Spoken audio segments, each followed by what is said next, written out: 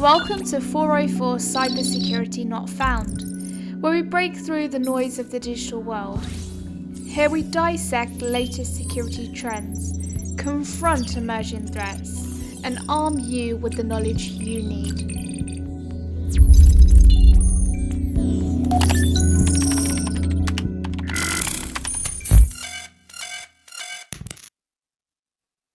Welcome back to another episode of 404 Cybersecurity Not Found.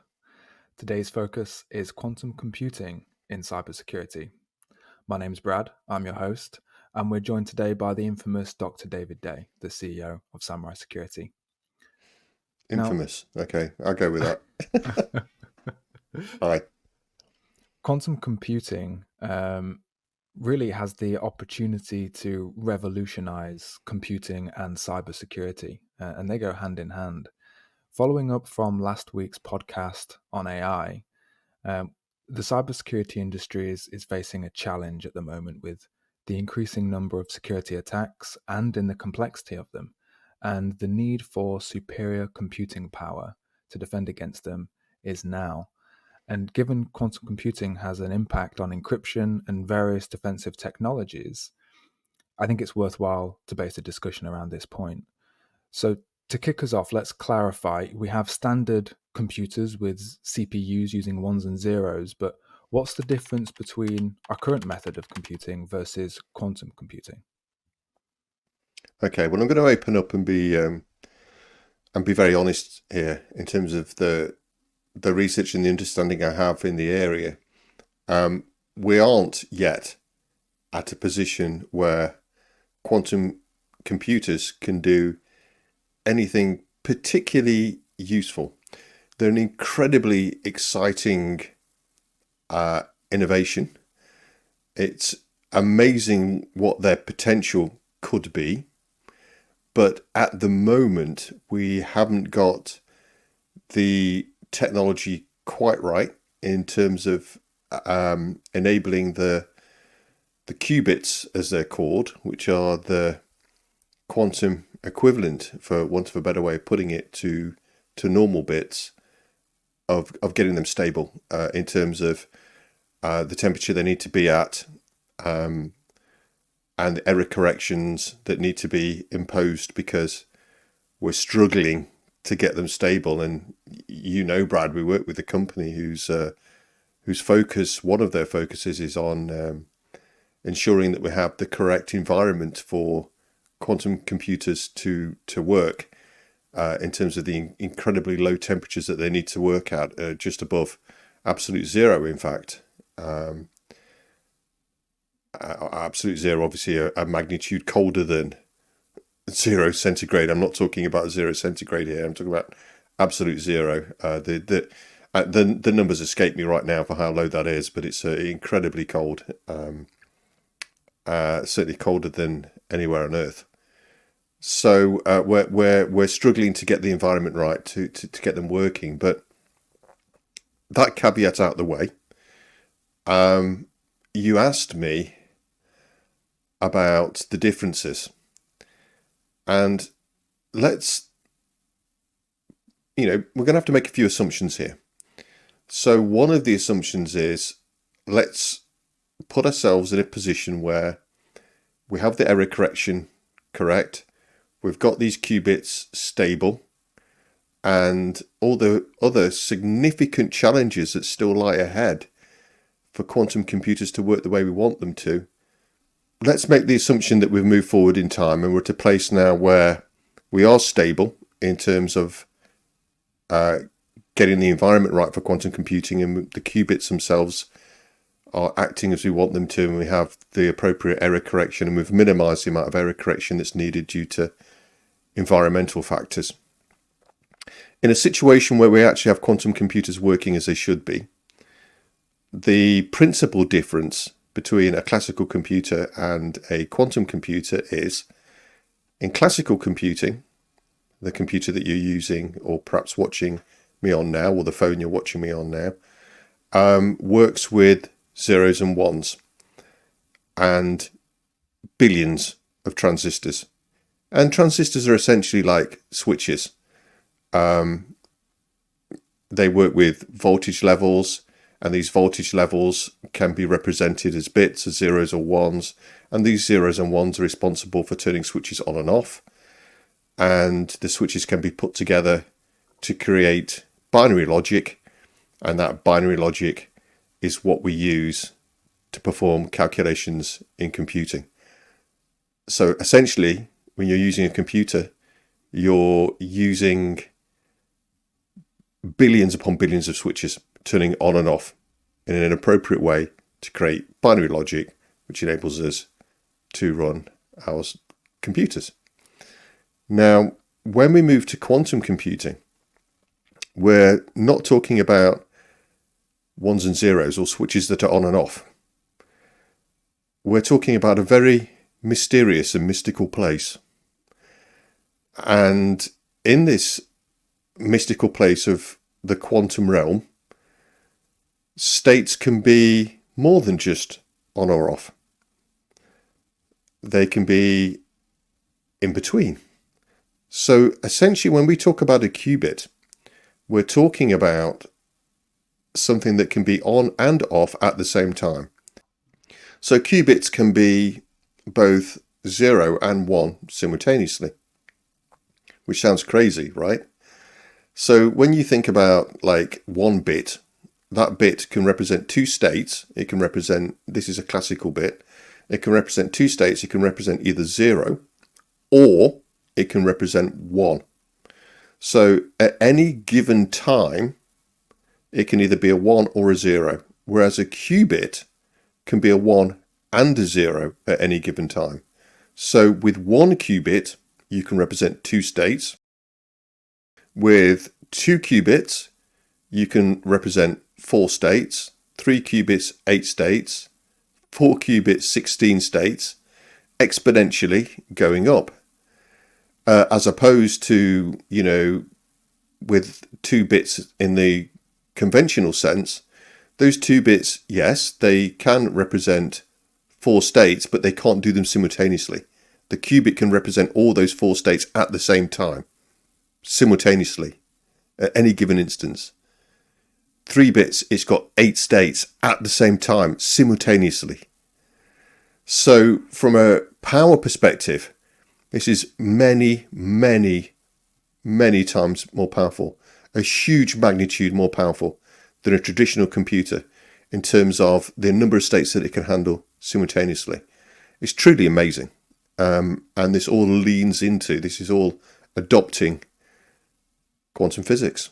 So this ability to be in more states than one for each qubit, to be able to be in 2 states at the same time, is called superposition. And that's what gives it the power. So multiple qubits, 4, 5, 6, 7, 8 qubits, just a huge magnitude more powerful than a traditional computer with the same amount of bits. So, you talk about 64 bits and think that's powerful on your computer. 64 qubits would be astronomical. It would be exponentially more powerful. So the jump, when it comes, isn't going to be a small move forward. It's going to be an absolute giant leap in terms of the computational power that we have. And of course, that computational power can be used for many different things. And as we're talking about cybersecurity, that computational power, of course, is very concerning when it comes to cryptography and our ability to crack cryptographic codes because of the speed and the power which we'll have when quantum computing comes around. When we are in that position, it will render all of our cryptography that we have at the moment, our standard cryptography, entirely useless. So the order of magnitude and scale of how much power capacity will increase by, I'm having difficulty wrapping my head around it. As we think back 20 or 30 years ago when computers were the size of suitcases or sofas, and now all of that computing power, if not more, is just in our hands in a mobile device. So what kind of scale are we talking here in terms of extra power? You can't even make that comparison. I mean, the leap between Charles Babbage, when he created his first machine, which was actually working using mechanical switches. We didn't have transistors then. We didn't even have valves then. They were literally mechanical switches that were being used for calculations. And as you say, they were, actually they're the size of a room to do simple addition.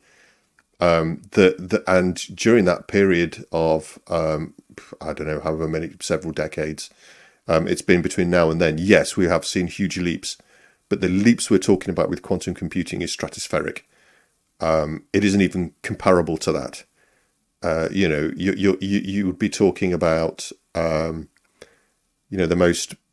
most powerful classical computer in the world. All of the computers in the world combined wouldn't even get close, not even close to what you could get running on a phone if it was running using quantum computing. It's an entirely different level. So one thing that I'm having difficulty understanding is that all conventional computing still runs on ones and zeros. The operating system that we're running on, it runs on the similar hardware. So if we're making the assumption, of course, that we're in the future and we've figured out all of these environmental problems, will we have to rebuild all of the technology to work with quantum? It exists in two states at the same time, whereas we still exist in the real world in ones and zeros. So how does it translate? Well, it doesn't. So we won't be using the hardware that we've got. I mean, it depends how far forward you go, of course, I imagine. And I'm just purely speculating. This is all my own personal hypothesis, that as these technologies start to be introduced, they will be introduced very gradually. So perhaps, we'll get 4, 5, 6 qubits working simultaneously and stable, and using those perhaps on very specific problems or issues that we're trying to crack, things that require incredible mathematical power in order to crack those problems. And then I guess slowly, and I am guessing, it will start introducing itself into the mainstream. But if you want to make that visionary jump to when it does become mainstream, yeah, it's, throw everything in the bin. Everything. Because working with qubits is not going to be working hand in hand with classical computing. It's going to be replacing it. There may be a small interim where the two run side by side, but I just can't see that happening for long, if at all. Just because, really, we're talking about the difference between, we're talking about the difference between, the Star Trek Enterprise and the penny farthing. It's that kind of leap. So yeah, it's they don't tally. It will be a very different technology. So when it's in this state of superposition, I understand that it can be both a 0 and a 1. But then there must be a deciding event where it chooses to be a 0 or a 1 out the other side. Am I understanding that correctly?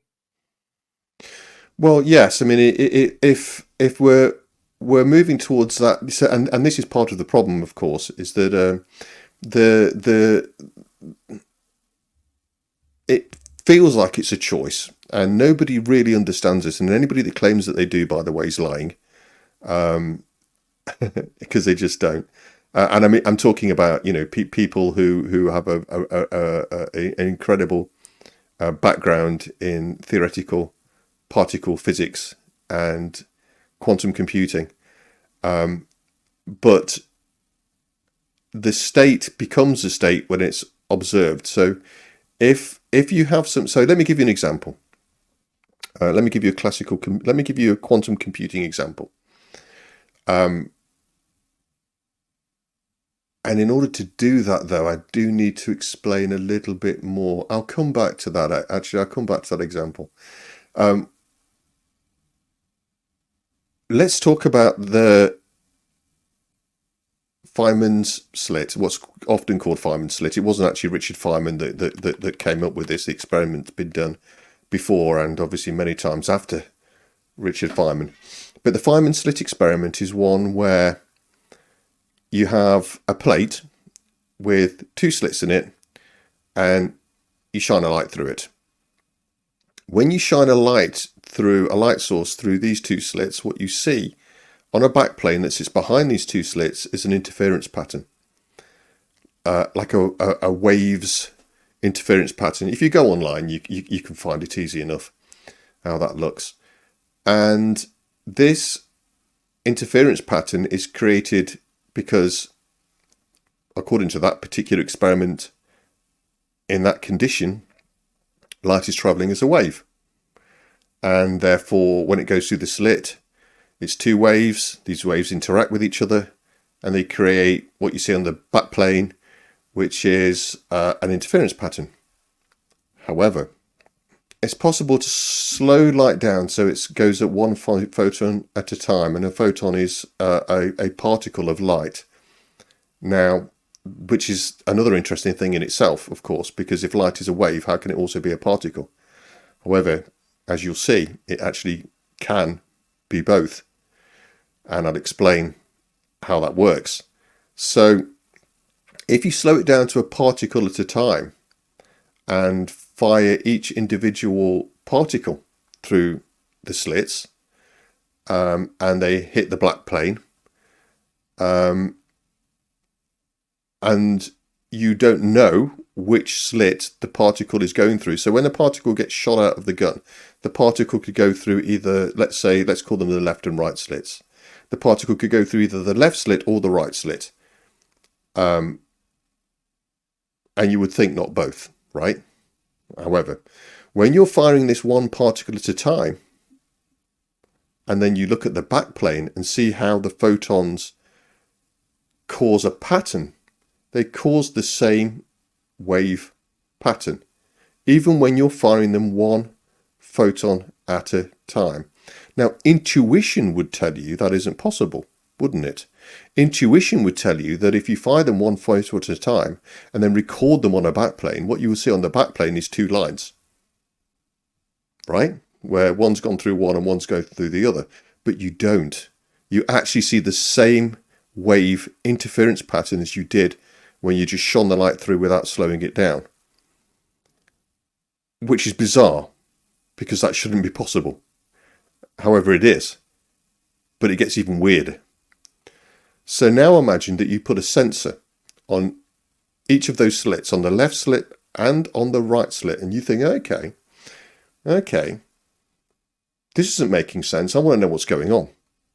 How can it be producing a wave pattern when it's either going through the left slit or the right slit, and not both, right? Can't go through both, theoretically, you would think. So how is this happening? So that's exactly what they did. They put sensors on the left slit, on the right slit, and they monitored them to see which slit each photon went through. Want to make a guess what happened? Not what you'd expect. Not what you'd expect.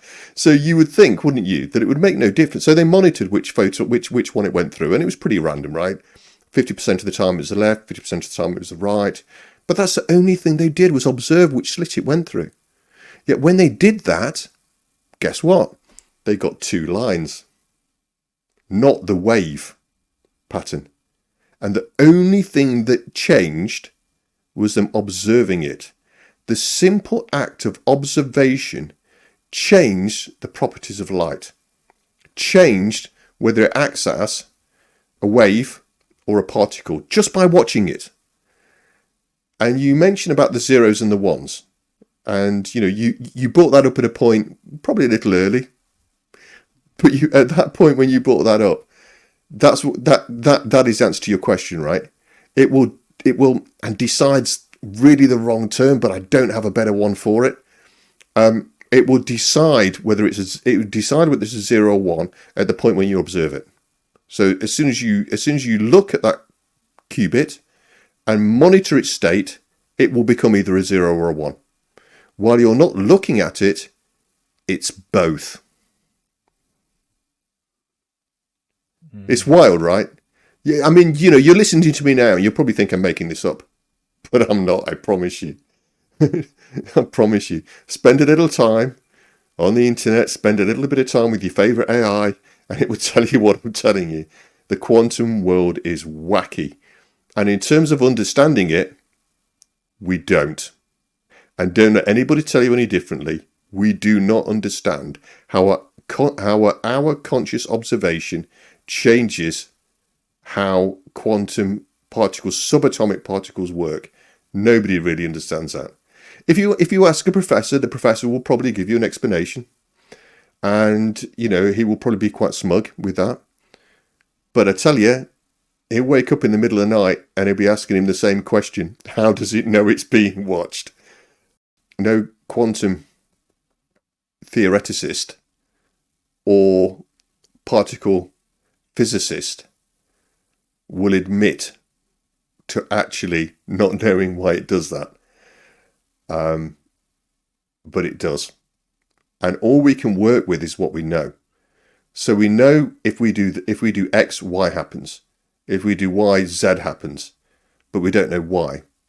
But what we can do is use the information through observation and understanding of how this works and through empirical research to work with it to make it do things that are beneficial to us.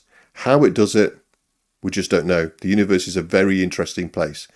And be very sure, your consciousness and your interaction with it makes a big, big difference.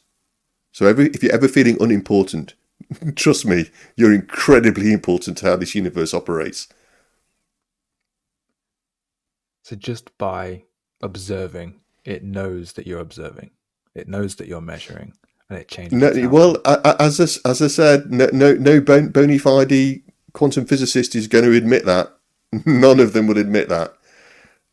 They will come up with every possible explanation under the sun, and finally would probably say they don't know. Nobody wants to say it. Nobody wants to say that it knows it's being watched, that it somehow has some kind of intellect to know that it's being watched. But clearly, your observation has an impact on its behaviour. What you want to read into that, well, that's down to your own philosophies and religion, I guess.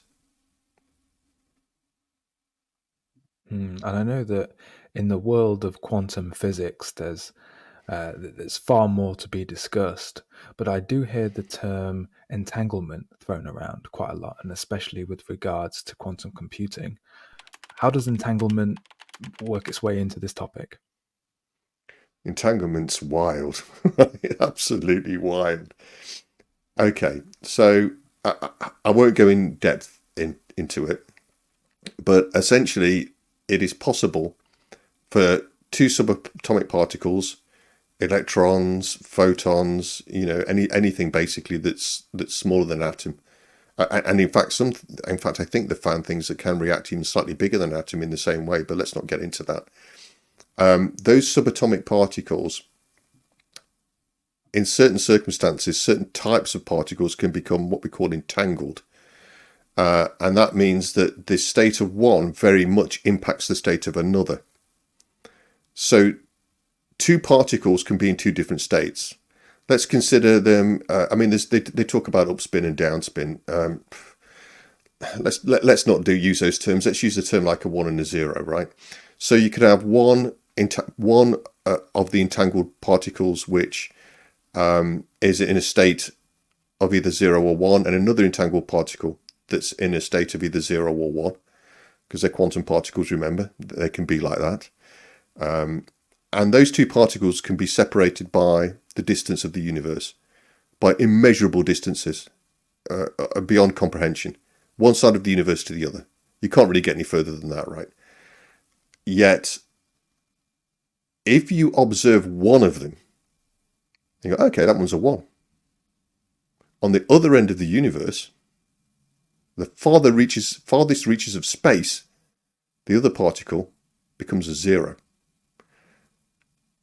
And that is truly incredible, absolutely mind-blowing.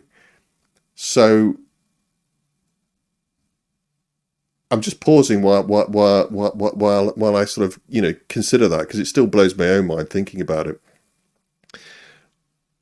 So the amazing thing here is, we're told, Einstein tells us at least, that it isn't possible to travel faster than the speed of light. And in the classical sense, we haven't found any contradiction to that. E equals mc squared. As you approach light, your mass will increase. If your mass increases, you'll slow down. It's not possible, right? However, the entanglement of particles seems to belie that and say that actually, there seems to be a communication between those two particles that is indeed faster than the speed of light. However, again, you wouldn't hear any quantum physicist, astrophysicist, particle physicist ever admitting that, to saying that that these things are moving faster than the speed of light. They'll just say it happens. They don't know why it happens, but there's probably a very logical explanation for it somewhere, and it won't involve going faster than the speed of light.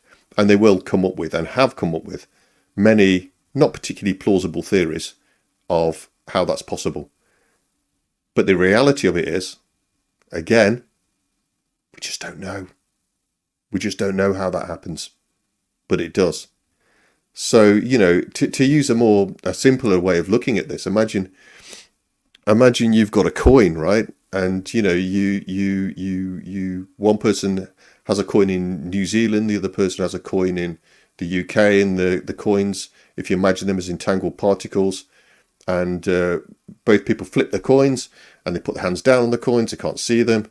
The guy in the UK lifts his and it's heads. The other one's going to be tails from an entangled particles point of view. And it will become tails immediately that observation is made. So that's crazy. But if we bring that back into the sphere of computing, obviously one of the things that should leap to your mind is how fast that will make communications between qubits. When qubits interact with each other, they'll be able to interact using entanglement immediately over any kind of distance. And that's kind of wild. And I mean, this is another one of the problems, right? So we're aware of how these things work, and we're not aware of how they work at all. We're aware what happens in certain situations through empirical investigations and experimentation. But again, we don't really know why that happens. And it's such a different science to how our brains work, how our human organic grey matter works, that I think that's one of the intrinsic problems here is, we just don't have the mental capacity, I think, to make the jump to create the algorithms or the reasoning or the rationale to make the full use of quantum computing. I mean, we have Shor's algorithm, and there's some other algorithms out there which are designed to enable us to do something with quantum computing, but they're still lacking. I mean, I'll give you an example that they're still lacking. We're still in a position at the moment, at least, where quantum computing hasn't been able to crack any of the current encryption algorithms that are being used today. Theoretically, it should be able to do it simply, but we haven't had the ability to understand how to codify the necessary instruction for us to make use of these wondrous properties yet. And, how is that going to happen? I don't know. I mean, are we talking about some kind of crazy, autistic, savant genius who just thinks in an entirely different way? It's possible some of the savants with Asperger's have bizarre ways of doing maths by visualizing patterns and numbers and landscapes and crazy things. But it almost seems to me like if we're going to make that jump, then we need to have somebody whose mind works very differently to how our minds have been programmed to work through generations and generations of Darwinian survival, which has made us into thinking the way that we do. So that leap's a pretty huge one. And I do wonder whether, we were talking about AI last week, and I do wonder whether it isn't going to be us that actually cracks this, whether it's actually going to be the evolution of AI that cracks quantum computing. And then quantum computing feeds back into AI, and we can have a whole another discussion about that. So yeah, that's where we are in terms of entanglement and superposition. I guess it would be useful to ponder what the implications on cybersecurity for these might be. Now, we've already touched upon the fact that superposition and entanglement create potentially far more powerful computers due to the fact that superposition can represent many more states simultaneously, and due to the fact that entanglement can potentially increase communication speed, potentially.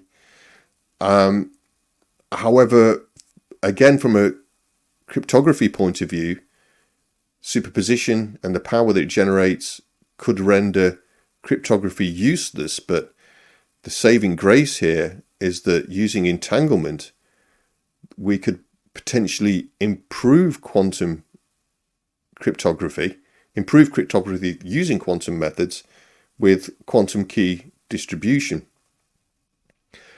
Now, when you talk about keys in traditional computing, you're talking about keys, public keys, private keys, keys that can be used to encrypt and decrypt data, and that can be tied to an individual so that you know that the data hasn't been altered in transit, and you know that it's been sent from the person it's meant to be sent from, and then it's going to the person it's meant to be receiving it, and the person receiving it that's sending information back is the person you think they are, and it isn't possible in between to tamper with it because it's so heavily encrypted that isn't, that's very difficult unless you have a quantum computer at hand. So that would need to be stepped up. We'd need to go to the next level if we're going to deal with the problem that quantum computers with powerful superposition could inflict upon us in that area. And again, entanglement could be the savior here. So are you suggesting that superposition grants us so much more computing power that our traditional methods of encryption are not enough to defend against it? Theoretically, yes. This is unproven, right? So don't go panicking right now. And how close we are to it, well, you'll hear differing reports. Personally, my own personal view, I don't think we're that close. I understand the theory. I understand the implications. I'm not convinced that we have the intellect to make best use of the fundamental understanding of the quantum realm to get these practices working properly yet, and to get the environment right for it. And there's so many challenges to quantum computing, so many challenges, that I don't think this is going to be a sort of a next year or even next decade thing. It's coming, but I don't think it's yet. However, I've been wrong before, and we're certainly in a position where governments and organizations that are responsible for the security of our data are taking it seriously. And the worry, of course, is that we crack the superposition problem and we get that working really well before we manage to get the encryption using entanglement right. So encryption using entanglement if you think about one of the fundamental problems with traditional cryptography with using keys, is the ability to intercept and read the data. Now, when you're talking about quantum key distribution, we're in a situation where, remember, we've already discussed the fact that simply observing quantum particles changes their nature, right? Changes the states they're in. So if we're distributing or transmitting information between, Alice, Bob, and Sue, from Alice to Bob, and Sue jumps in the middle and has a quick peek, she's changing things just by looking at it. And so that fundamental act of her looking at it will modify the data and then render it useless. So, we have a really promising technology here with entanglement to act in a way that can secure our data. So that's almost like the kryptonite, if you like, to Superman's superposition. But as I said before, superposition and our understanding of how to use it may come before we fully get a handle on how to make best use of entanglement, and then we have a problem because we have a bunch of redundant encryption algorithms and no way to protect ourselves. And because of that, there's a number of government agencies.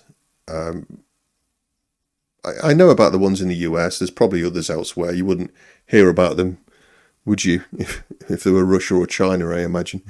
But there's a number of organizations which are working very hard to develop algorithms to perform cryptography that will be immune to the power of superposition without using entanglement, just using traditional methods.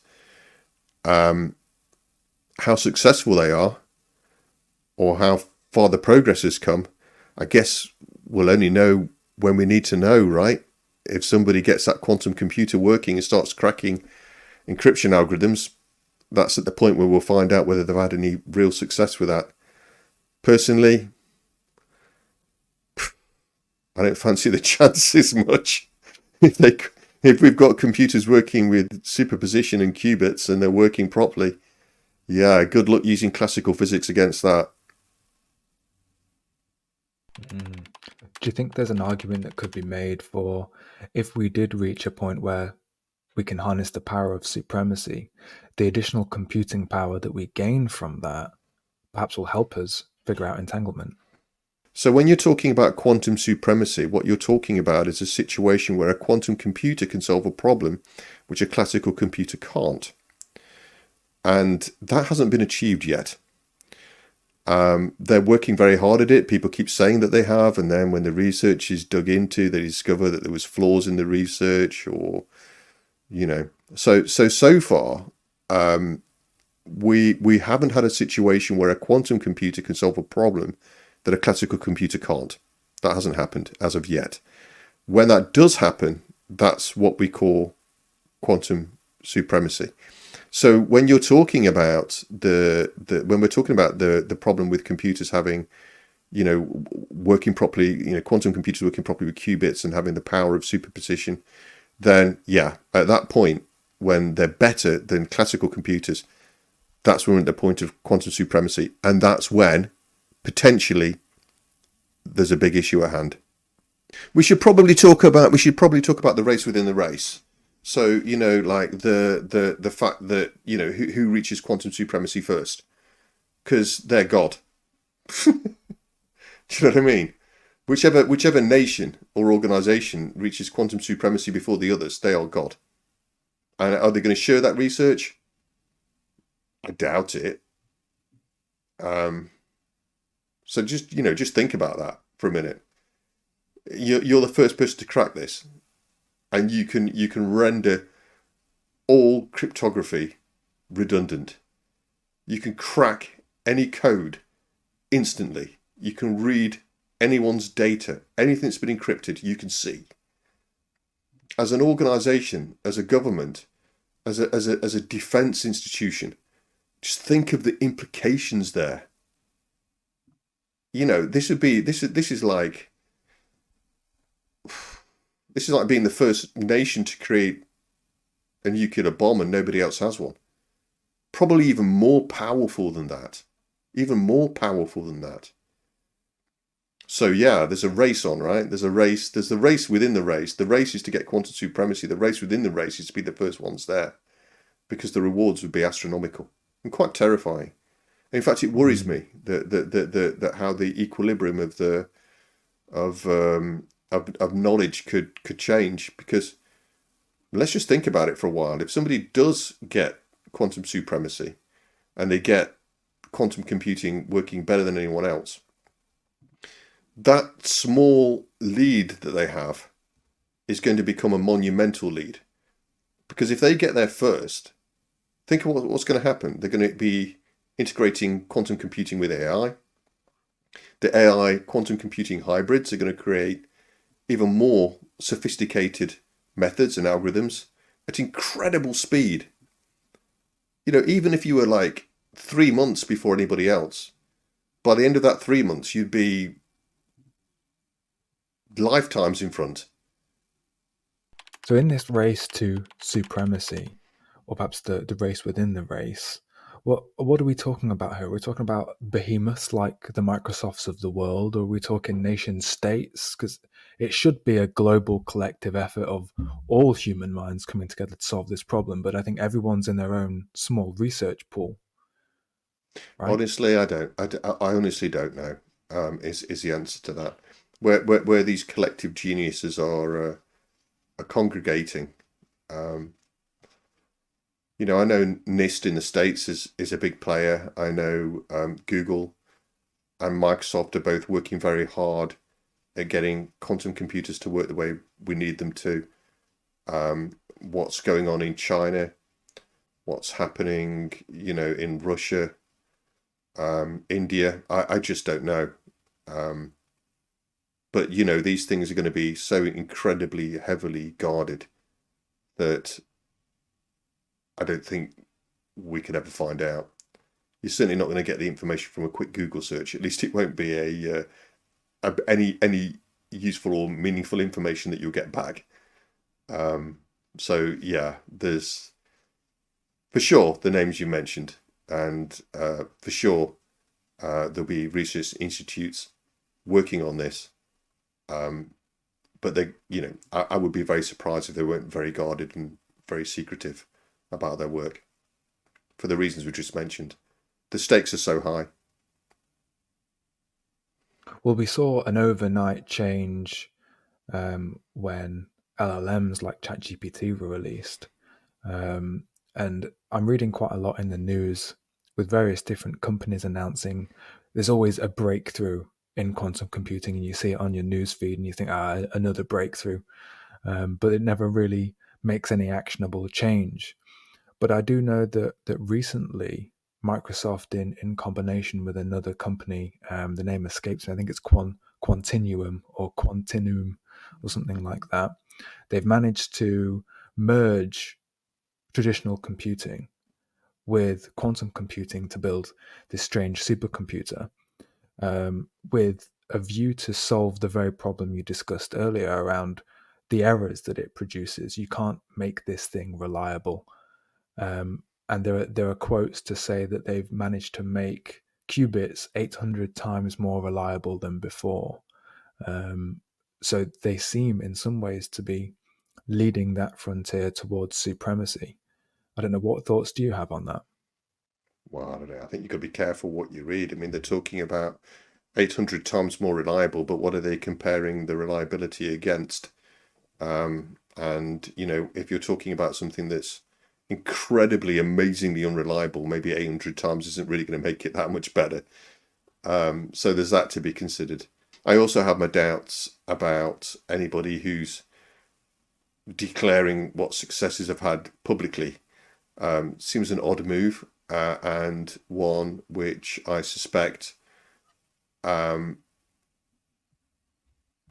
be more to do with gaining notoriety and establishing a name for themselves rather than actually of making any meaningful progress. I still think the meaningful progress is the real meaningful progress will be happening behind closed doors. 800 times more reliable. I haven't read about it. I need to read about it, but my suspicion is that it depends what they're comparing it with. Are they comparing it with a very unreliable environment? I mean, they're just numbers until they're put in context, aren't they? Yeah, it may be a case of sensationalism by journalists in that regard. But I do Great hope stories. They're great stories, aren't they? Mhm. I think They're on a gonna, on a personal you're level, gonna click the link. You're gonna, yeah, yeah. There you go. Maybe that's its main goal rather than an actual real breakthrough. I do hope that regardless of the leading body or agency that brings discoveries in this area, that it's used for the right reasons. Like you said, there's an arms race in terms of supremacy and around entanglement and superposition, and whoever gets there first can lead the charge. But there are so many industries that this additional computing power can benefit around healthcare, science, financial services, and artificial intelligence. And I think if it's kept behind closed doors and not made available to the world to use, then perhaps it might inhibit our technological advancement as a race rather than catapult it forward. What do you think? I think you're probably right. I think I'd agree with you, but I may be accused of being a little skeptical here, but honestly, people are driven by power, and these are my personal views, by the way. These aren't my professional, well-informed, technical views. These are just personal views. Through the 50 odd years that have been on the planet, people are driven by power and they're driven by money, and those two things supersede everything else. Wanting to do things for the good of humanity, well, I don't like to talk about it much, as you know, but I mean, I've got a daughter who's unwell, and I see medical advances happening incredibly quickly in situations where they can make a lot of money. So, for example, you create a medicine that fixes a problem that many people have, and that medicine's going to go through clinical trials very, very quickly. Look at what happened with COVID, how quickly those things went through medical trials.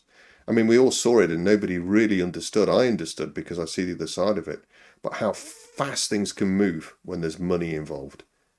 AstraZeneca, Moderna, made a fortune, an absolute fortune from COVID. And I hate to say it, it wasn't driven for the saving of humanity. It was driven by money. Farmers are driven by money, and tech companies are driven by money. It's all about the cash. And, in terms of when this technology is going to become mainstream, it'll become mainstream when the people that have control over it decide that it's profitable enough to do that. And that's that's always been the case. So, my daughter, for instance, has a very rare condition, and as a result of that, there's not so much money in fixing it. So you don't see them sort of blazing a paths really fast in order to do it like they did with COVID. It all stops at the bottom line, in my humble opinion, and that's all it is. It can change the world order, Brad. It can change the world order, quantum computing. It can change everything. Absolutely everything. I mean, I've just been talking about medicine, right? Think about the advances that can be made in medicine if you have this power. Of the advances that can be made in so many areas. Computers so powerful that they're not just, they're not just quicker than us. They're on a different realm. They're in a different place altogether to us. I mean, in week 3, next week, I want to talk about how AI and quantum computing, what that might look like when it's brought together. And that is truly terrifying, because, the whole discussion around, obviously you've got the Turing test, but, computers becoming self-aware. Skynet, was it Skynet in Terminator that they talk about? Right, okay. When computers become self-aware, well, to me, it seems that consciousness and self-awareness is an organic thing, right? It's a grey matter thing. It's not a silicon thing. But then when you look into that a little deeper, our brains are quantum in how they work. Roger Penrose talks about microtubules in the brain, and that these are responsible for consciousness by, the way they work in a quantum capacity. Well, once we've got quantum computing and they're working in a quantum capacity, is that the point where it will become self-aware? And if it does become self-aware, and it's that much smarter than we are, and it becomes integrated with AI, That's Skynet. That is Skynet. And then, you know what? I think we're in trouble. But do you know what? These are just the ramblings of an amateur philosopher now. They're not technical facts that I'm giving you. I do think, though, that sets the stage perfectly for the topics of the next episode, where we're going to be talking about both of those topics, AI and quantum computing, and what the future could look like where those two worlds meet. Yeah, I'll try and keep it on topic. I'll try and keep it on topic with cybersecurity, but you know me, Brad, it's difficult when I get talking like this. But yeah, okay, so the TLDR from this one.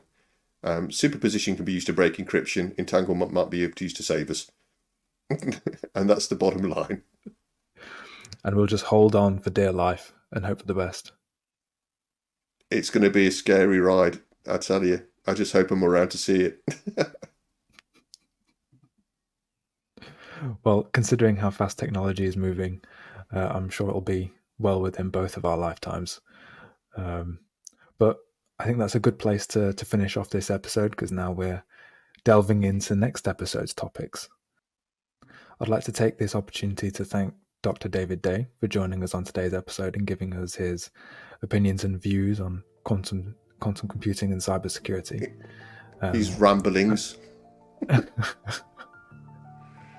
And make sure you tune in next week when we're talking about AI and quantum and what the future looks like. Thanks for listening. Stay curious, guys.